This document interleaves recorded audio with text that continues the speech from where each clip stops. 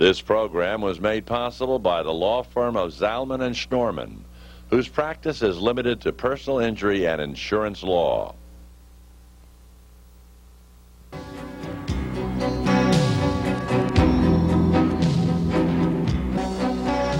Welcome to Lawline with your host, Alan Schnorman. Mr. Schnorman is a distinguished trial attorney, author, and lecturer. Each week, Lawline will bring you the most knowledgeable experts in the field of law today. And now, we introduce our guests and our host, Alan Schnorman.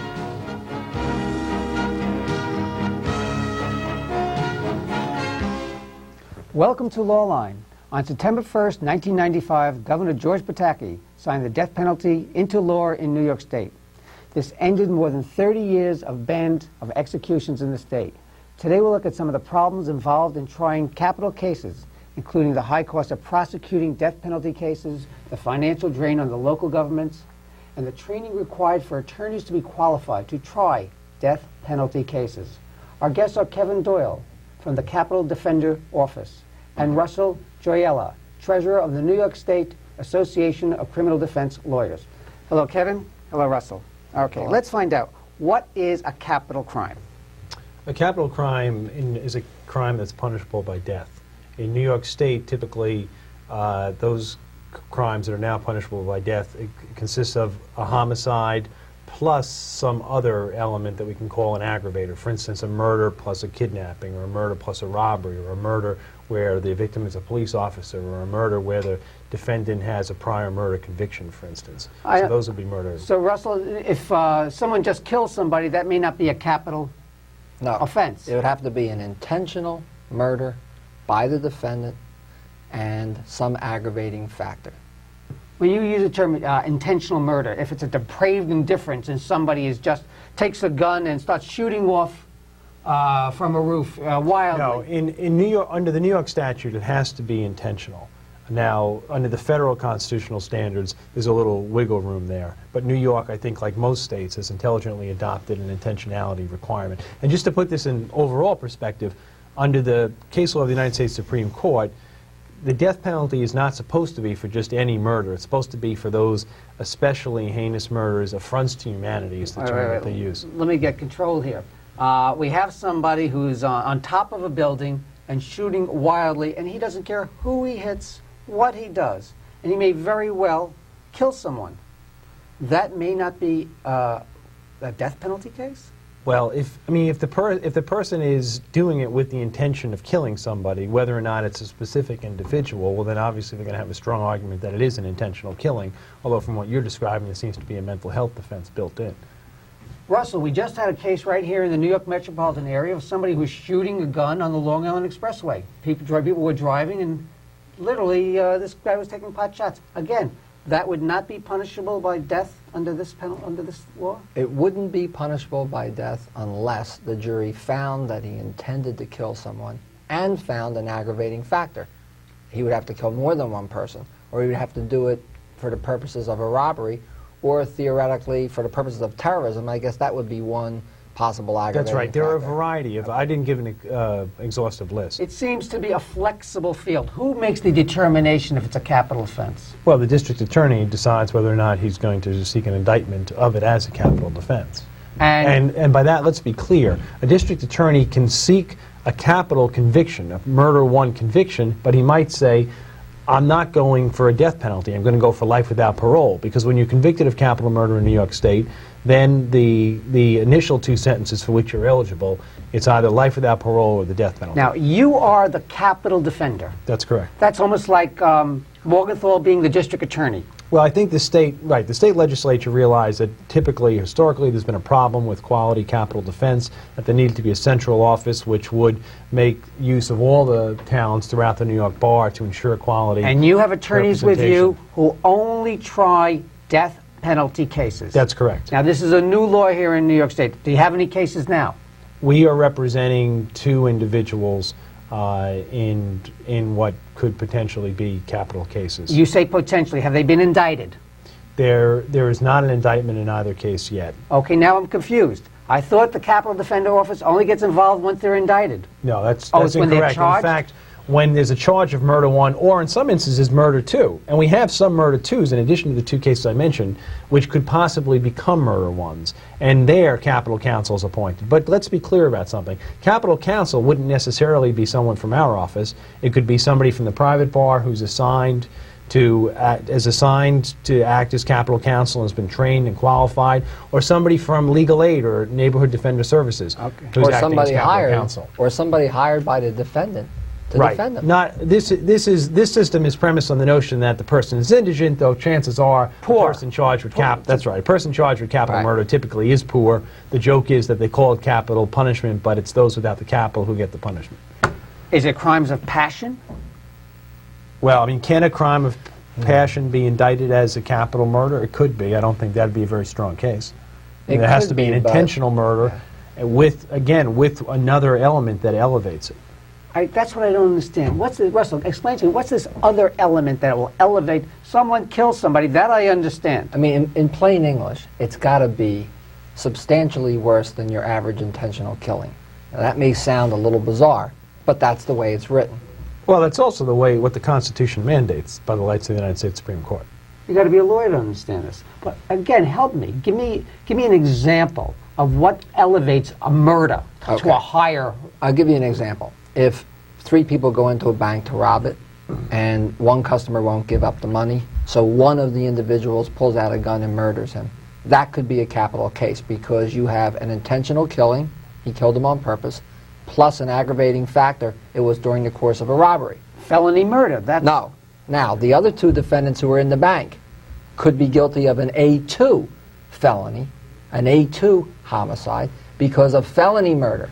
But only the person who pulls the trigger can be guilty of the A1 felony, which is a capital case. Okay, we just finished almost 1 year of watching a murder trial on TV. Everybody watched the O.J. Simpson trial, either on the news late at night or even followed it during the day. You try murder cases. How is it when you try a murder case? How do you differentiate trying a murder case from a rape case?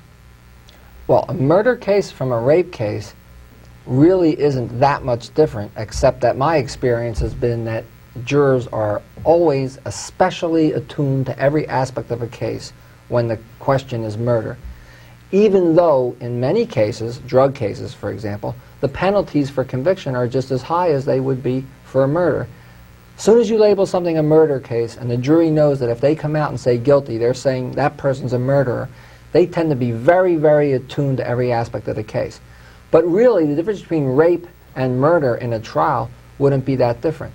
However, the difference between trying a murder case and a capital murder case is night and day. Explain.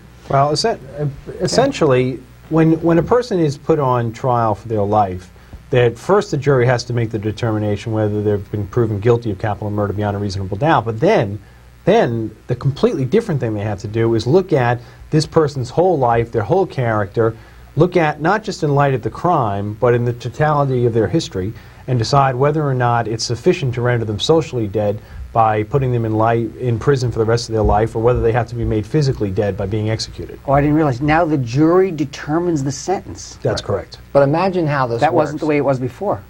Well, we've gone through places. different systems in different places. Still, there's pluralism in this. Russell? But imagine now what position an attorney's in, because if the lawyer believes that there's a potentially good defense to liability, that is, that the defendant didn't do it, and argues throughout the case that the defendant isn't guilty, and loses that aspect, you now have to go to a penalty phase where essentially you have to get up in front of the same jury and you have to say, okay, you didn't believe me when I told you that he wasn't guilty and you should acquit.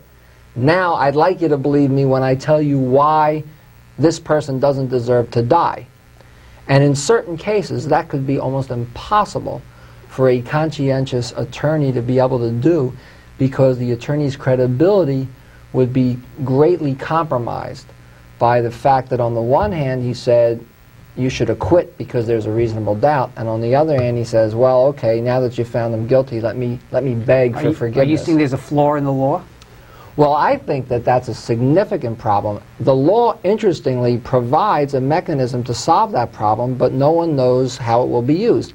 The law says that in extraordinary circumstances, for good cause, where there's a possibility of prejudice, you can impanel a new jury for the penalty phase, and you don't have to have the same jury. And here's the second problem. I mean, it's absolutely right that trying a case, the heart and soul of it is credibility. And when you've put all your chips on the line in guilt phase, and then to turn around and try to say, okay, well, he did it, but, is very difficult. So that's one problem. The other problem is this. In order for a person to serve on a capital jury, they have to be willing to impose a death sentence. Now, statistically, it's been demonstrated that when you have a body of people who are willing to impose a death sentence, they also happen to be more conviction prone. They're more likely to convict to begin with. So the deck is stacked from the start. And what's interesting is the United States Supreme Court said that's okay. That's tough luck on the defendant. Okay? But whether or not the Court of Appeals will take that approach when they look at this under the lights of the New York State Constitution, that'll be very interesting to see, and it'll be interesting to see whether or not the statutory provisions which Russell referred might be made expandable. Okay. Let's just take an example. Someone commits a capital murder. At what stage does your office get involved? The law requires that the district attorney notify our office when they charge a murder 1 or a murder 2, because capital counsel, as I said, can be assigned not only with a murder 1, where it has to be assigned unless the death penalty is precluded, but in a murder 2, which is reasonably likely to be elevated to a murder 1. So we receive notice, and then the court makes a determination as to whether or not, in the instance of a murder 2, capital counsel should be assigned, or just accepts us coming into the case, and it's not necessarily our office, it could be private counsel that we arrange for, or an institutional defender. We'll have them there to pick up the murder 1. Russell, but isn't there a problem that, what if the district attorney's office holds the perpetrator, who they consider the perpetrator, and they can hold them days, if not longer, without a charge? Well, they can. And then Actually, the way the law grill him without an attorney, and ask him questions without a videotape him, and do many things. That's true in every case. What makes this really a difficult situation to predict in terms of how it's going to play out is that the district attorney has 120 days from the date of an indictment for an A1 felony to make a decision as to whether they're going to seek death. So they don't have to decide potentially way down the pike. During that period of time, though, what Kevin's office has to do and what they're mandated by law to do is to get in there and start defending that case as if it's going to be a capital case. And if the district attorneys don't want to have that kind of defense, they have to come out early and say, we're not going to make this, we're not going to seek death.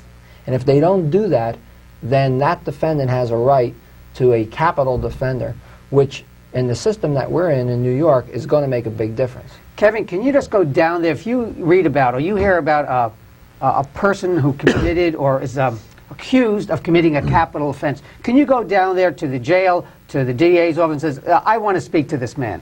Well, if a person has been charged, if a person has been charged with a murder 1, yes, we become, they're not charged we arrange. Yet. That's the well, point no, I want to bring there up. has to be a charge. What I'm saying is they're accused, at least by the media, well, as I of read committing a crime. Well, just to be clear, as I read the statute, if somebody is arrested for murder in the first degree, that, by my lights, is charged for the purposes of temporary counsel. And in that instance, we would aggressively insert ourselves as counsel. Now, the DA hasn't called you down. But be clear about this. The DA has not called you. Be clear. Let me put two things in perspective for you. Number one, the district attorneys have not quite reached perfection yet about fulfilling their notification requirements, although I think they're working at it in good faith, number one. And number two, the legislative history identifies early entry into cases as being crucial.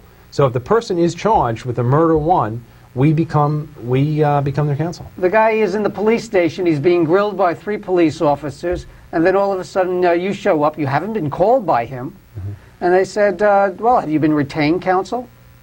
Well, what the statute provides is for a murder 1, we are empowered to arrange or provide counsel where murder 1 is charged. So it seems the statute has the answer for you. But again, I think this will be, I mean, just to be clear about this, it will be very, very rare that our office would represent someone without without there being explicit judicial involvement. You know, you mentioned juries before, Russell. Of course, the juror is the one who makes the decision.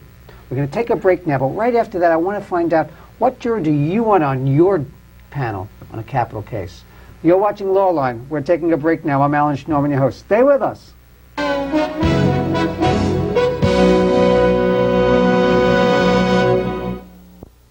Hello, I'm Alan Schnorman.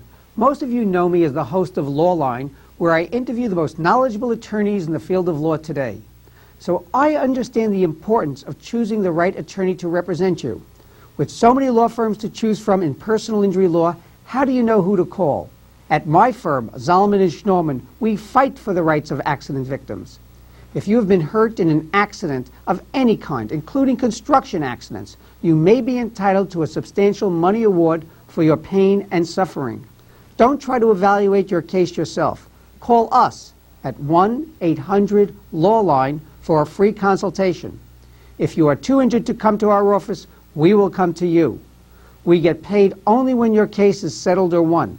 If you have any questions about your accident, call us at 1-800-LAWLINE. Remember, the insurance companies have lawyers representing them, and so should you.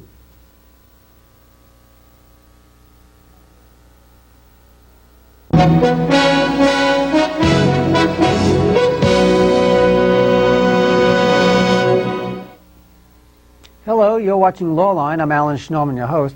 Today we're talking about the new New York State Death Penalty Act and the Capital Defender's Office. With us is Russell Gioiello, Vice President, Treasurer of the New York State Association of Criminal Defense Lawyers, and Kevin Doyle, who is the Capital Defender for the state of New York. Before the break, I had asked you, what kind of jury do you want on your capital case? Russell?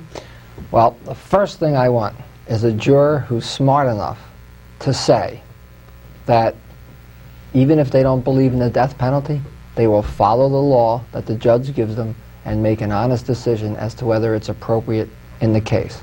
Because if they don't say that, and they say, you know, I don't believe in it, I could never give it, by law, they can't sit on the jury, and I'll have lost the best possible juror I can have. Russell, in a civil case, we usually, when we select juries, we mainly go for occupation. You know, if you take an occupation that many times the person's background. Do you do the same thing in a criminal case, in a capital criminal case? Well, occupation is often one of the best predictors of the attitude of a juror, because even most jury consultants will tell you that what a person does 40 hours a week is probably a better predictor than how they act when you talk to them, or what kind of clothes they wear, or what their hobbies are. But in a death penalty case, I don't think it's really any different. The key thing is that really liberal jurors who would never give the death penalty won't be able to sit.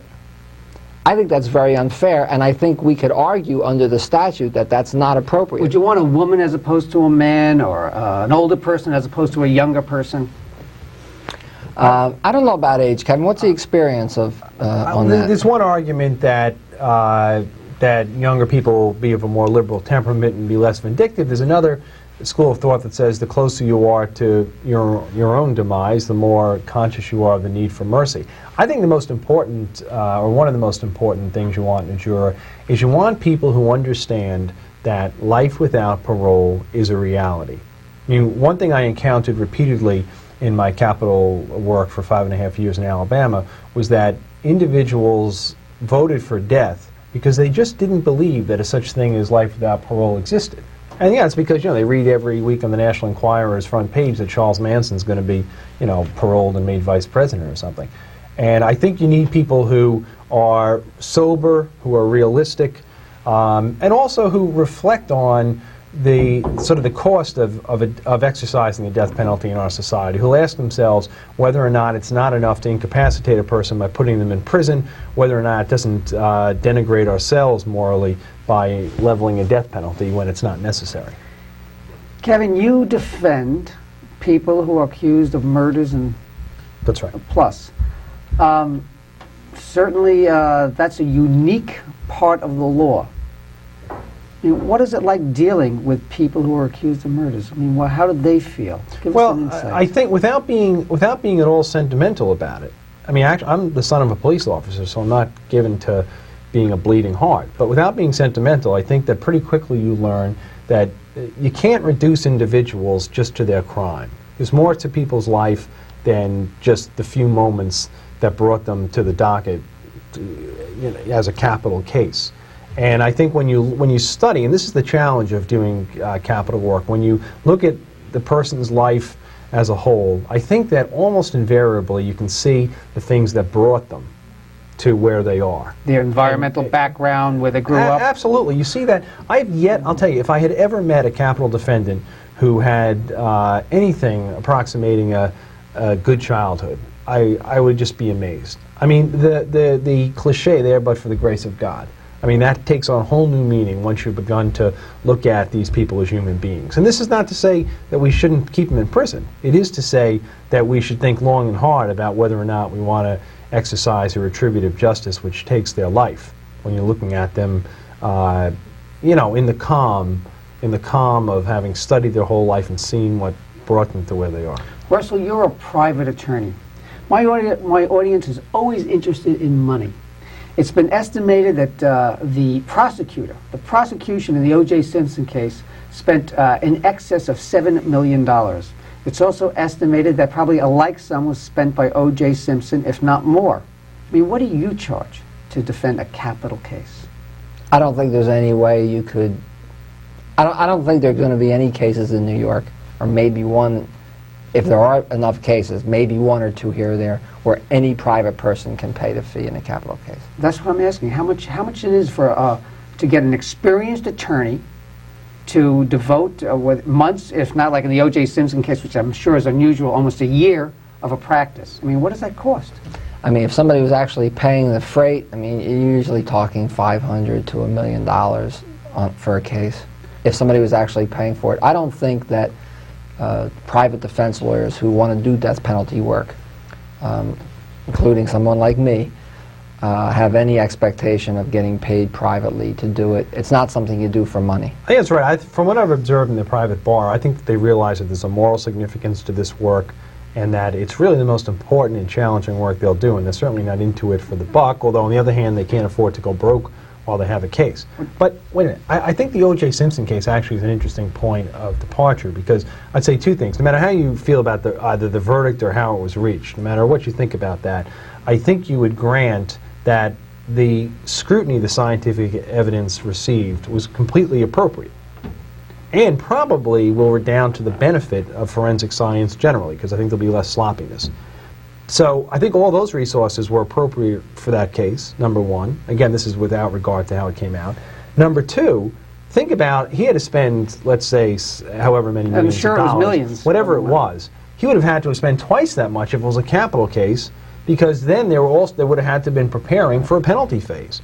And then they would have to have prepared to not the celebrity life, not to lay that out for the jury, but to let the jury see O.J. Simpson's life as a human being. Exactly. Does he testify? Does the defendant actually testify in the penalty phase? Well, it's their option, although actually that's an interesting twist in the New York statute. We shouldn't get too much into this, but there's actually restrictions on what can be challenged in the penalty phase, and some scholars have thought that maybe that raises some problems. Kevin, I want to get back to money. Yes, sir. What I don't understand here is, if a person is poor, your office will defend them.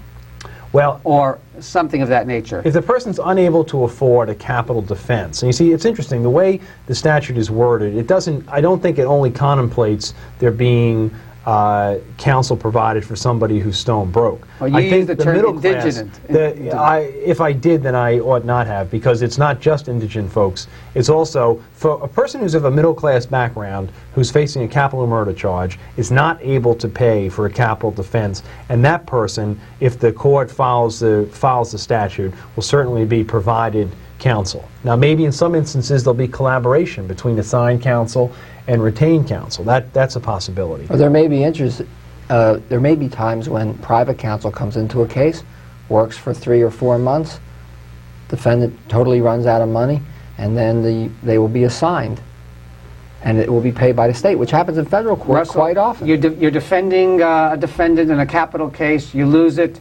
death penalty, you lose the sentence phase with a jury. Is there an automatic appeal? So there's always an appeal, Yes. definitely. And who pays for that appeal? The state. Where's all this money coming from? Well, I mean, quite frankly, at least it's not the capital defender's role to debate whether or not as a policy decision the death penalty was wise. I mean, some people would say homicide rates were coming down, we're in a fiscal contraction phase, maybe this isn't wise, but it's what the public wanted. I'm just curious. It's what they've got. If there are... I mean, look, let's just keep one thing straight. I think it's a legitimate question to say, where's the money going to come from? But if we have to choose between money and the Constitution, obviously the Constitution wins. And I don't think any New Yorker wants New York to begin to look like Texas or Georgia, where it's a farce, where the Constitution's a farce. In other words, this is paid by the state government, That's not correct. by the federal government. No, that's correct. Right. And not by the local government. And not by the local government No, where that's the correct. that is prosecuting the That's charge. correct. Right. Which is another question. What if the prosecutor doesn't believe in the death penalty? And there are prosecutors who may very well have lobbied against the death penalty. I know Morgenthau has lobbied there are against two it. schools of thought on this. One school of thought, represented, for instance, by the Bronx District Attorney, is that he owes his constituency the benefit of his conscience and his judgment, and therefore he has said he's not going to seek death sentences. And not as the capital defender, but just as a private citizen, I really admire that. That's one school of thought. There's another school of thought which says that, well, it is the law, and therefore I have to follow it. Now, frankly, I'm sure those individuals who take that line are operating in good conscience, but I'm still examining the statute to find the place where it says any district attorney has to seek a death sentence. But wait a minute, remember one thing. This statute specifically says that even if you're a juror, you never have to impose the death penalty no matter what. Even if you find, beyond a reasonable doubt, that the aggravating factors completely outweigh the mitigating factors, so that by any objective analysis, the death penalty would be appropriate. Every juror has a right to exercise their conscience and say, I don't believe he should be put to death, period. However, as you pointed out earlier, that juror, in order to be a juror, has to say, yes, I am prepared. Correct. Not in that case. I am in prepared Not in that in case. principle That's Yes. correct. to, under the right circumstances, Correct. before me, I will impose the death penalty. Correct. That is the way that the law has been, or the Constitution has been interpreted.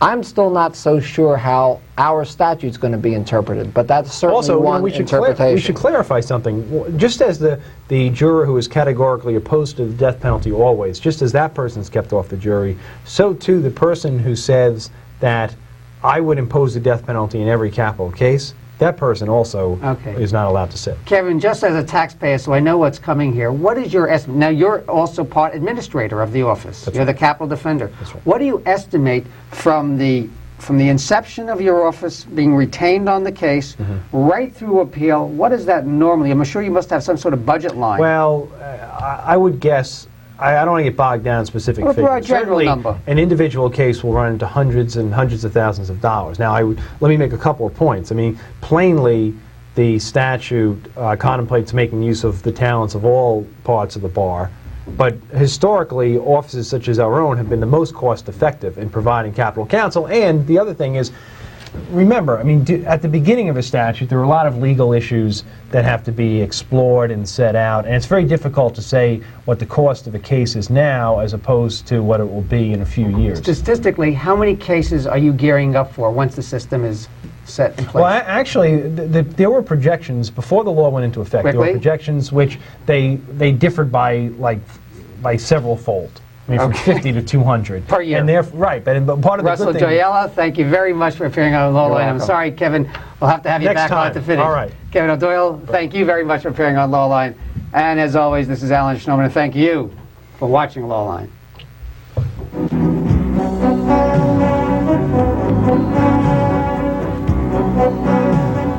You have been watching Lawline with your host, New York trial attorney Alan Schnorman.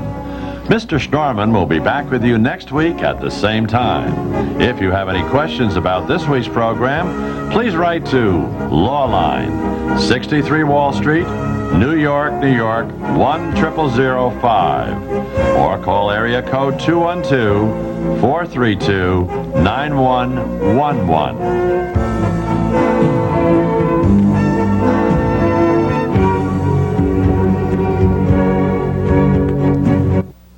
This program was made possible by the law firm of Zalman and Schnorman, whose practice is limited to personal injury and insurance law.